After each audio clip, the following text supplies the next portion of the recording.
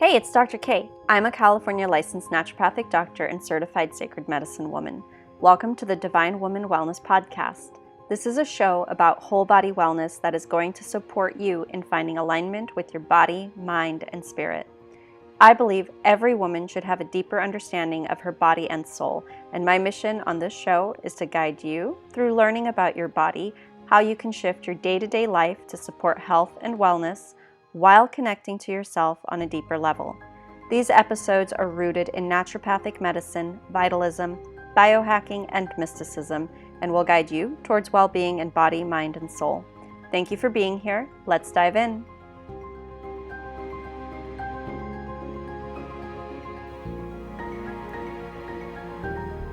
Hello, my loves, and welcome back to another episode of the Divine Woman Wellness Podcast. And I am so excited to release today's episode.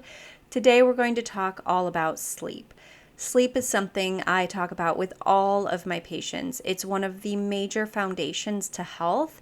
And honestly, the most common phrase I say is if we did nothing else at all, we would address your sleep. Well, a regular sleep cycle, but actually addressing sleep hygiene, because we can take all these supplements, we can do all these things during the day.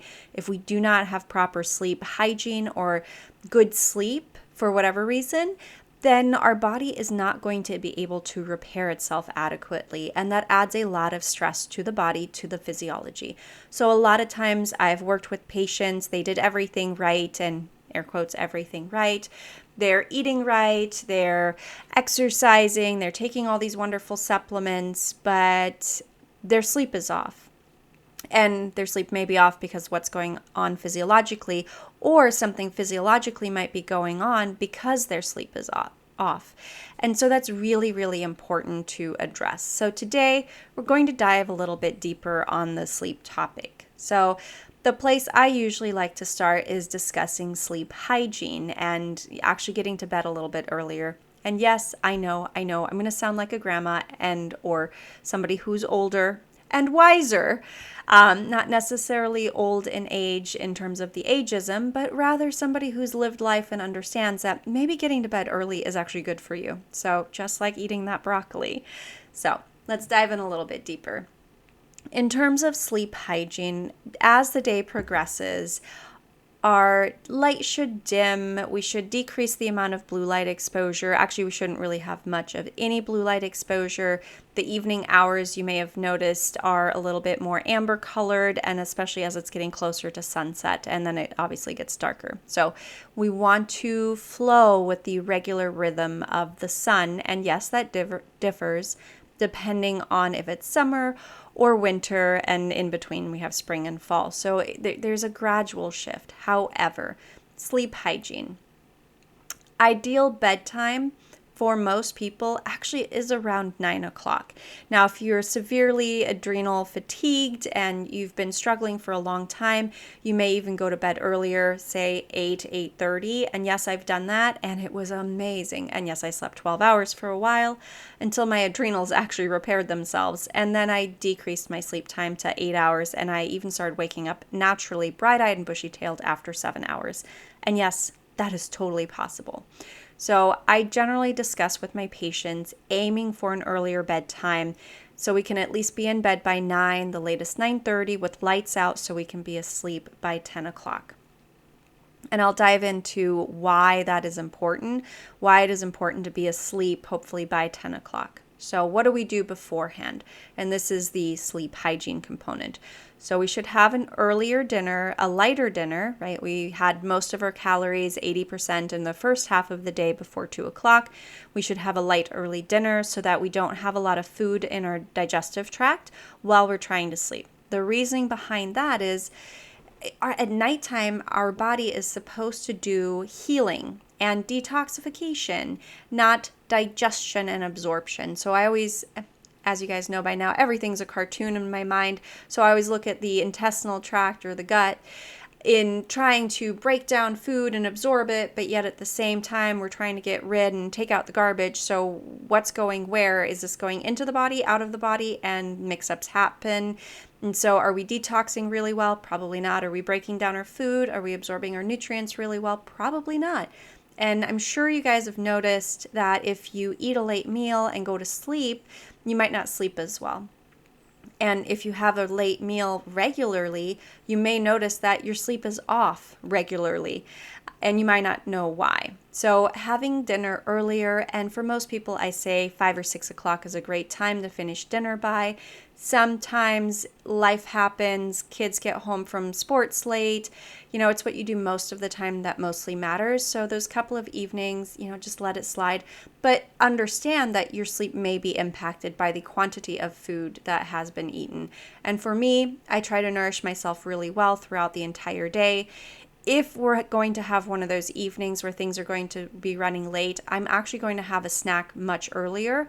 So maybe say 3, 4, or have something by 5, even if it's on the go.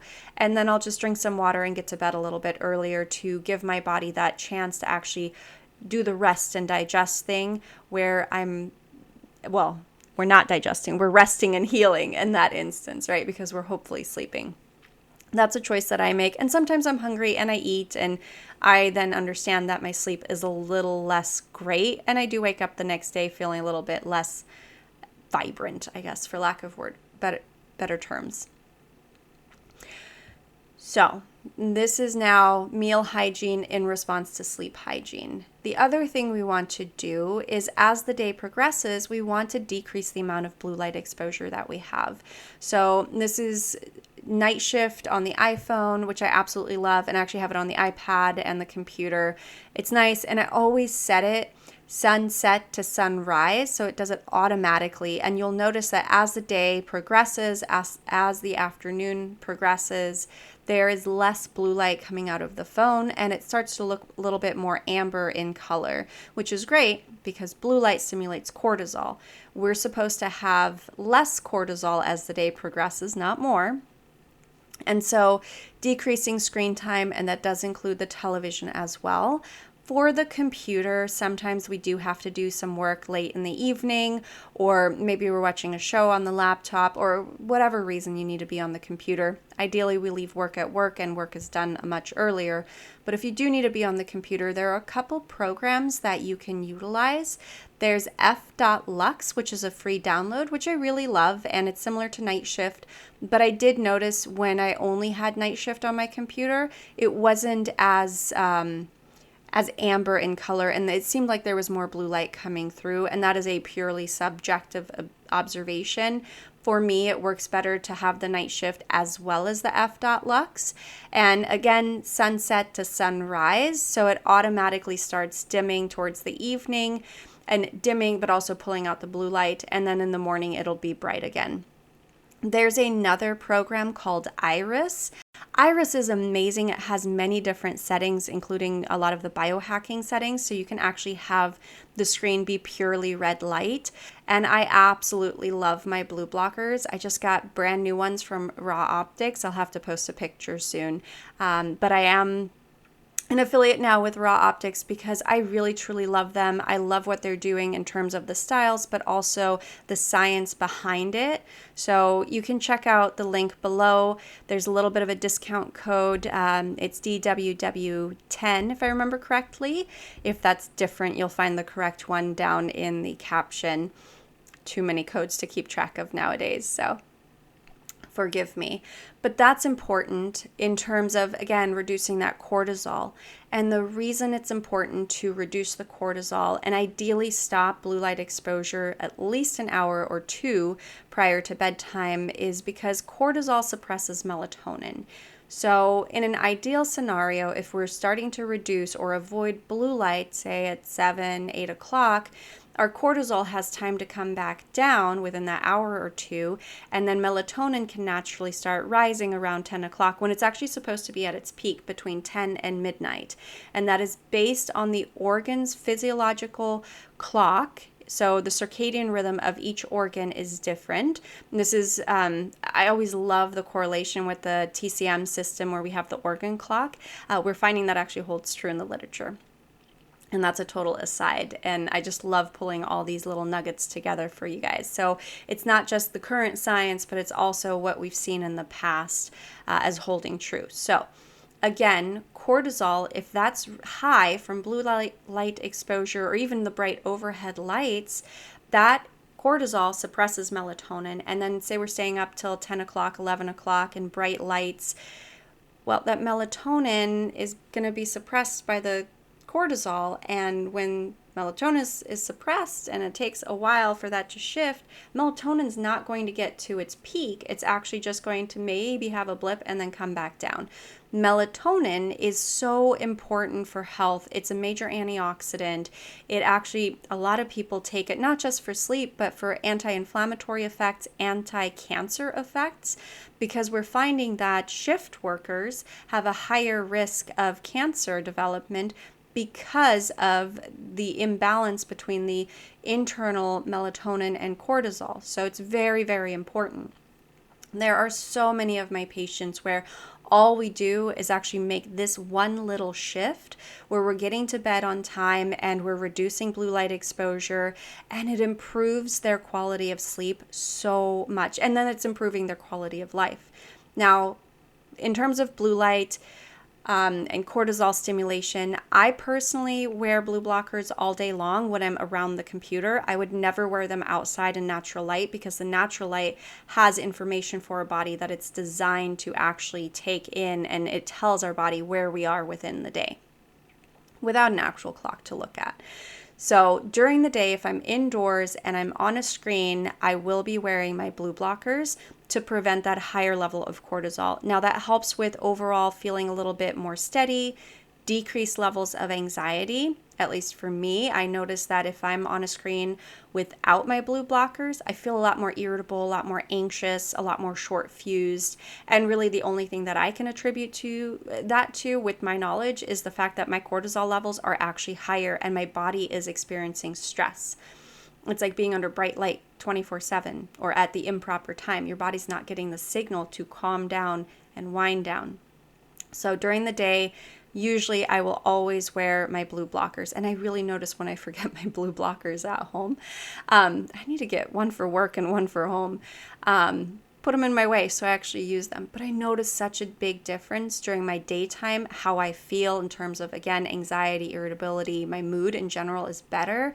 But then I also do notice, even if I stop using the computer early in the afternoon, that I actually still do not sleep as well. And this is held true for several of my patients where I got them using blue blockers during the day and their sleep also improved. And it wasn't, they were actually not using computers in the evening.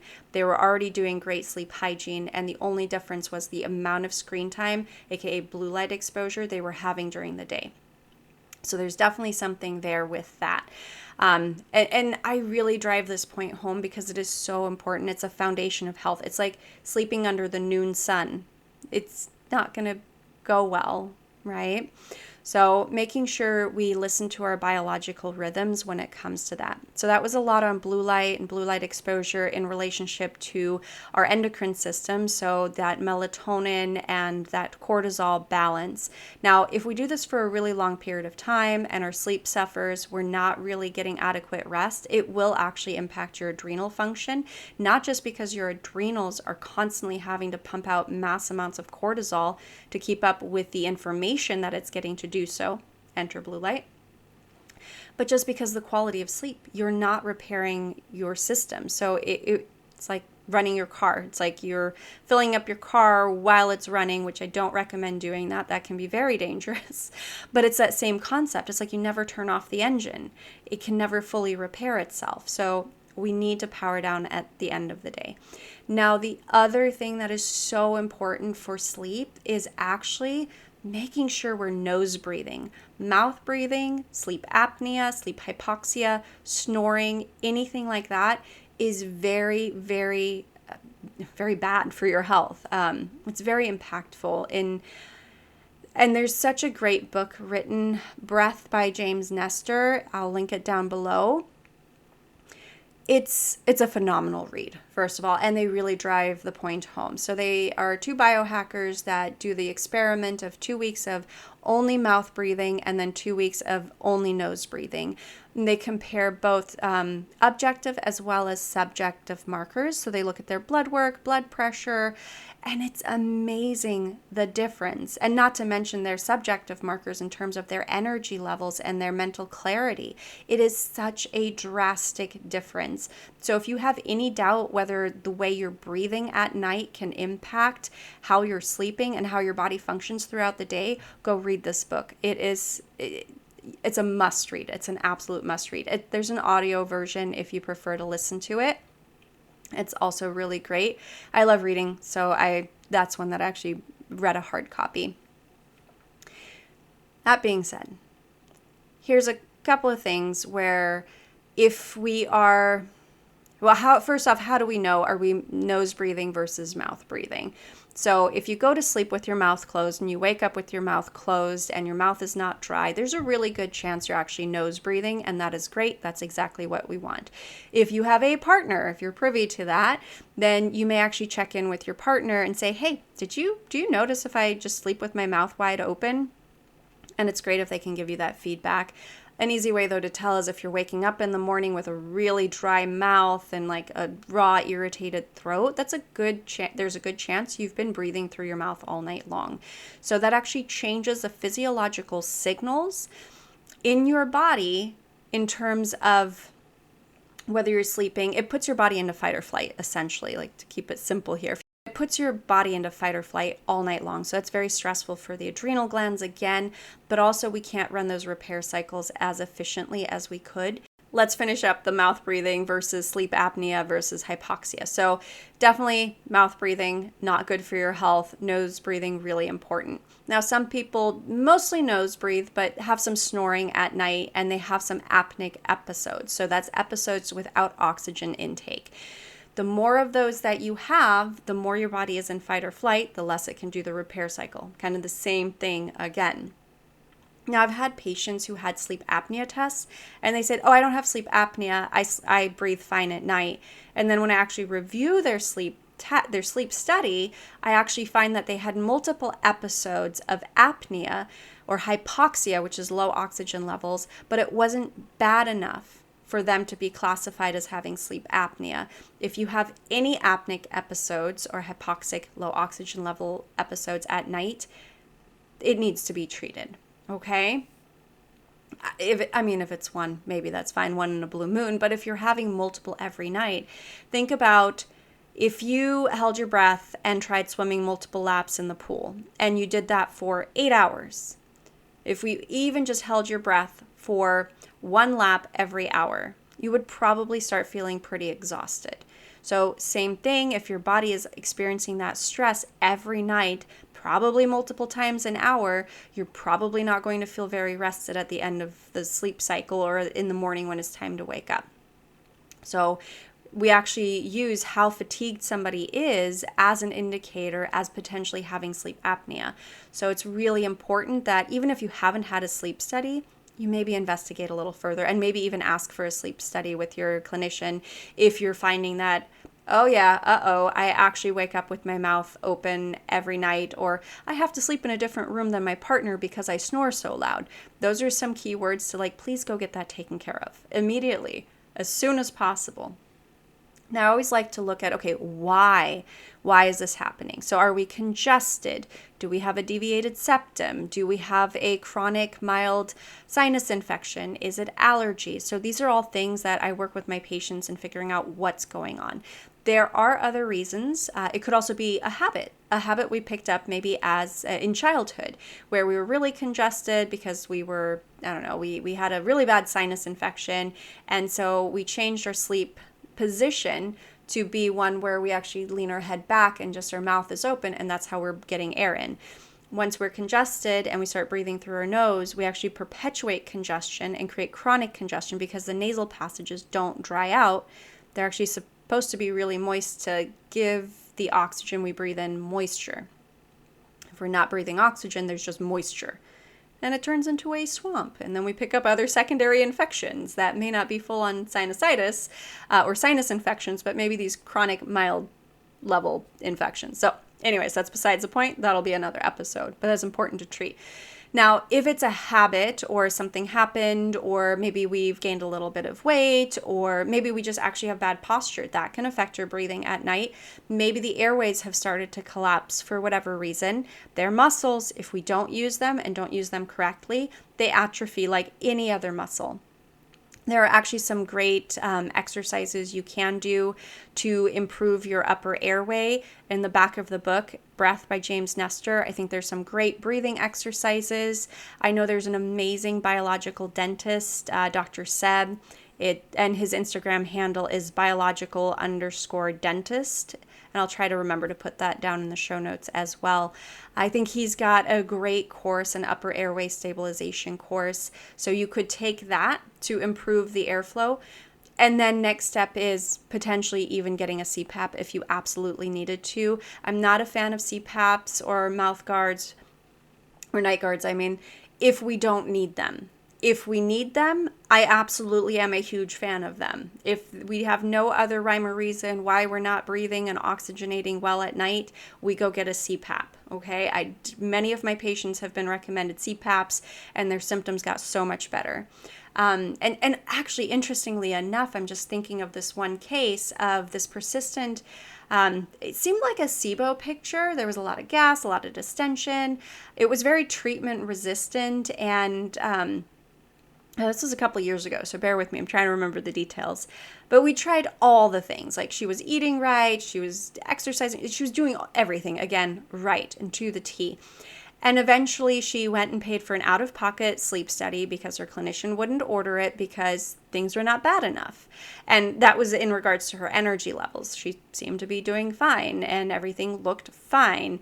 And so she did the sleep study and it came back as not having apnea. So that's great. It was just multiple episodes of hypoxia, so low oxygen levels throughout the night, and not bad enough to be prescribed a CPAP. She went out of her way, out of pocket, purchased a CPAP, started using it. Not only did her energy improve and she just had a better sense of well-being, but it was amazing. Her GI symptoms improved. Now that to me, that's mind-blowing. When she changed nothing else, but for some reason it improved her gut function. And now thinking back, reasoning through, it's like, oh, if you're actually sleeping and you're in rest and digest and you're getting oxygen levels, then, well, your body can repair itself and do what it needs to do. Not to mention, if we're sleeping with our mouth open, it changes the pH level of there's a lot of downstream things that can get affected. I'll spare you the details in this episode, but it's amazing. I have patients with chronic headaches where we find out, oh, they're not sleeping well, they're sleeping with their mouth open, or they have sleep apnea, and I've had several of these patients, and either we work on mouth taping and improving their airway function, so they're nose breathing at night, or they do truly need a CPAP, and most of the time their headaches get better, their physiology improves so drastically. So something I want to mention, what are some of the side effects, or what are the effects of mouth breathing at night? So a couple things that are interesting for guys and for women as well, but lower levels of testosterone. So I definitely see this a lot in my guys. Their T is pretty low, and it's because I actually have sleep apnea, and of course that's going to make things worse. So that's really important to address. Now, sleep apnea, hypoxia, mouth breathing, the stress that it places on the body, like I said, is a constant fight or flight response, high cortisol response. So it doesn't matter about your screen time use here. You're probably still having higher levels of cortisol circulating at night. So that's going to suppress melatonin, the healing enzyme, okay? So it also strains the adrenals because of the constant high cortisol. So what I see happening as an effect long-term is adrenal function and overall endocrine dysfunction. And yes, this does include your female hormones.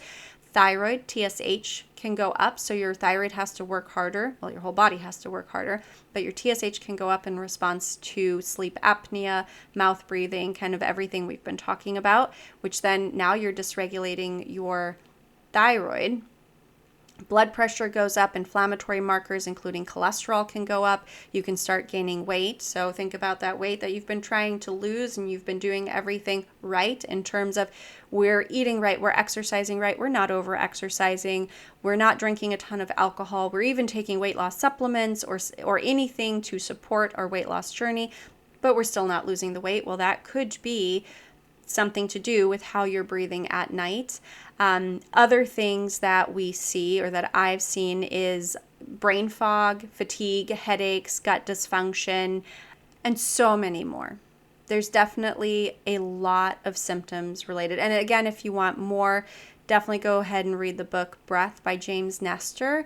And they do a really great job of filling in the details and really going into the backstory. And I don't remember if I said blood pressure, but definitely blood pressure goes up in response to specifically sleep apnea, but also mouth breathing. So if you wake up with your blood pressure highest in the morning, there's a good chance you're not breathing right at nighttime. If your blood pressure is fine on waking and worse in the evening, it's probably daytime stress. I'll leave that nugget there for you.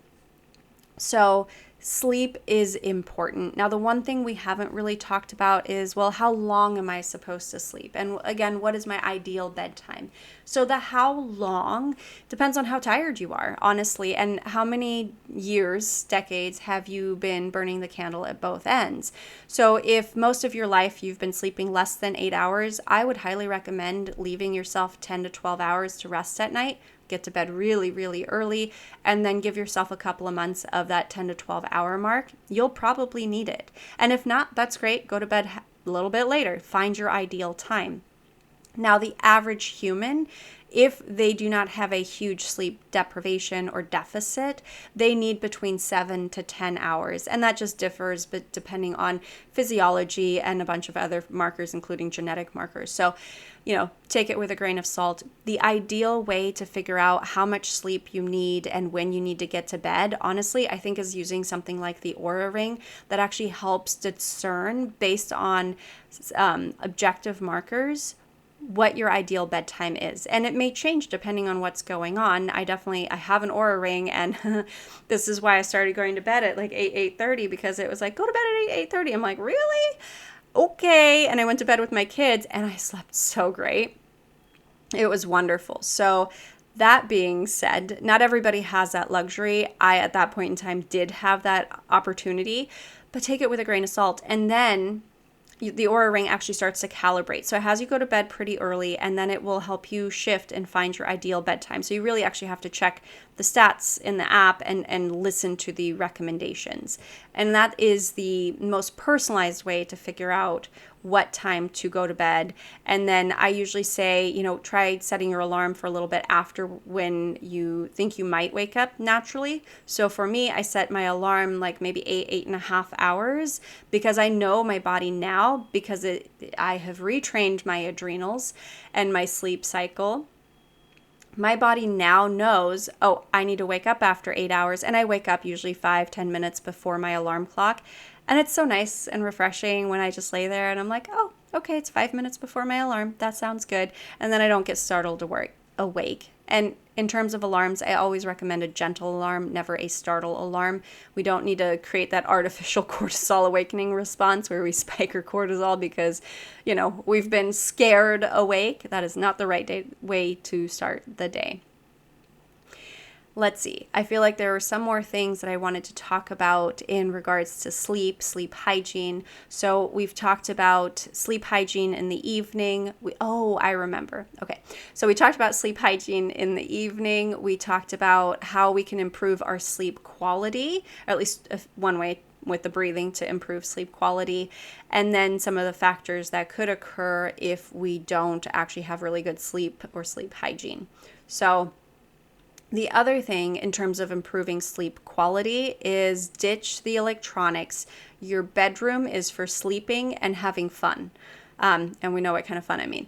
So that's it. Nothing else. There shouldn't be any electronics in there. And yes, this is where I get but Dr. K, my phone is my alarm. And you just said use a gentle alarm, which chirpy birds on the iPhone are really lovely. It's a gentle way of waking up. And I get a lot of people saying, well, it's already on airplane mode, so nothing's coming in, nothing's going out. Your phone, if it's on, is emitting EMFs. And it's not just your phone. If you have your laptop in there, if you have a TV, if you've got stuff plugged in, there's a lot of EMFs. EMFs, they're light waves. Back to the whole blue light conversation, they actually can disrupt our microbiome, our sleep pattern, a lot of things. And there's a great book and some websites. The book is The Non-Tinfoil Guide to EMFs. Highly recommend reading that. And then I will drop the web link below because there is a lot of science behind it and it makes sense. And I've had patients, actually before I got on the bandwagon, my patients got on the bandwagon and same thing. They did an EMF remediation and suddenly their sleep quality improved drastically. And I was like, okay, all right. Well, the only thing that I had in my room that wasn't electronic was my phone that was on airplane mode for my alarm. I thought, same thing, right? There's nothing being transmitted until I noticed there's all these notifications in the morning. Well, it was pulling that off the Wi-Fi, even though it was on airplane mode. Interesting. Oh, the phones were so addicted. But what I did after this patient came back and said, oh my goodness, I slept so well after I took out the electronics, I decided, okay, fine. I'm just going to turn off my phone like a brick, leave it outside, and there was no electricity. Well, I mean, there's outlets and stuff, but there's nothing plugged in. I don't have a TV in my bedroom, so there was no electronics in my bedroom. You know that sleep you get when you go camping where it's just such beautiful deep sleep? That's how I slept that night. I felt like I slept harder and deeper than I had I can't even remember, probably last time I went camping, which was a while ago, but it was amazing. And so I did that.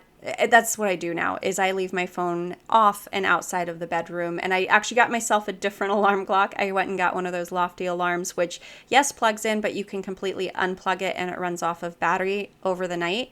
You do have to plug it in the next day. It doesn't hold a lot of battery life, but I love it because it still has a very gentle chirpy bird kind of alarm, which I just love starting my day with. And it isn't super bright if I do need to check the time.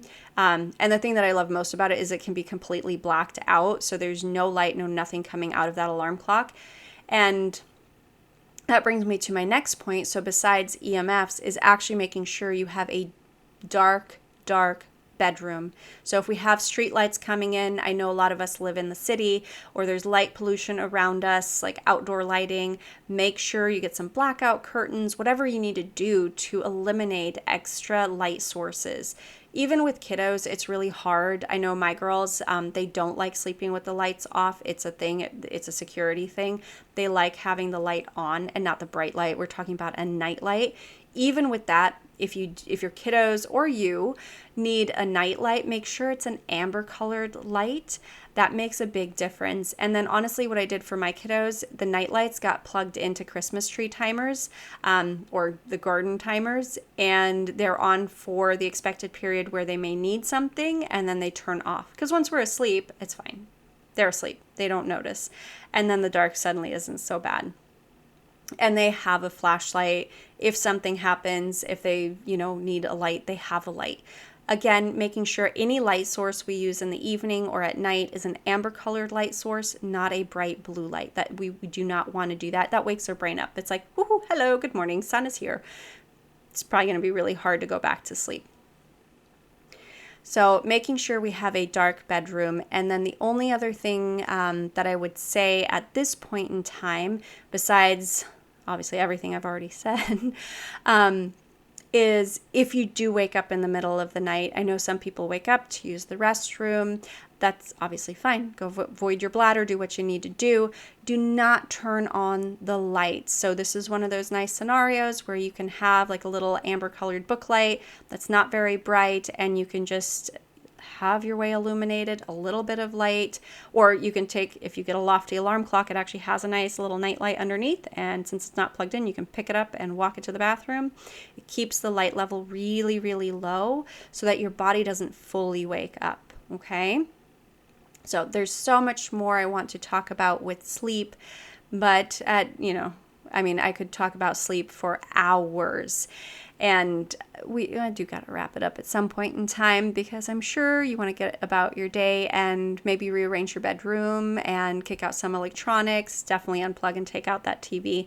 Like I said, the bedroom is for sleeping and for having fun, and that's about it. So everything else that's work related should be out of the bedroom, and we should only have things that feel cozy in there for us. So obviously all of our needs are being met. And then, yeah, let's go read some books maybe and check out what might be interrupting your sleep and how much better can your health be? How much better can your energy be if you were actually sleeping properly at night? So that means getting to bed on time for you, as well as making sure you're breathing correctly all night long, and then giving your body the chance to have really nice high levels of melatonin so you can get that repair cycle done at night. And now, the last thing is, if you wake up at the same time every night, I highly recommend just pull up one of those TCM body clocks or organ clocks and just see what organ system is being affected, and maybe there's some insight. I had a really cool case today where ever since this one thing happened, it was, I think, a cold. It was an upper respiratory infection. Ever since then, they were waking up around the 3 o'clock hour, and just for fun, I always like to check, pulled it up, looked at it, and sure enough, it's the lung hours. So that tells me there's some unresolved stuff in his lungs. And it's just so fascinating, right? After you have this lung thing, that's when you wake up at that time, and it's consistent. So interesting. So that was some fun food for thought. Okay, my loves, for today, I think we're going to wrap this episode up. Remember to check the captions for all the links, and I will put some more details in there for you as I think about them. And we'll probably have part 2 of the sleep episode just because there is so much more. If you want to know more about the science behind the sleep or any of what I've discussed today, just let me know. Shoot me a DM and maybe we'll do more of a science-y episode where we dive into the nitty-gritty. But I always like to focus on what are the actionable items, what's going to move the needle forward. I love explaining things in common terms that just make sense. But if you guys want more science, let me know and we can make those changes. Don't forget to sign up for the gut reset, the 28-day gut and hormone reset down below.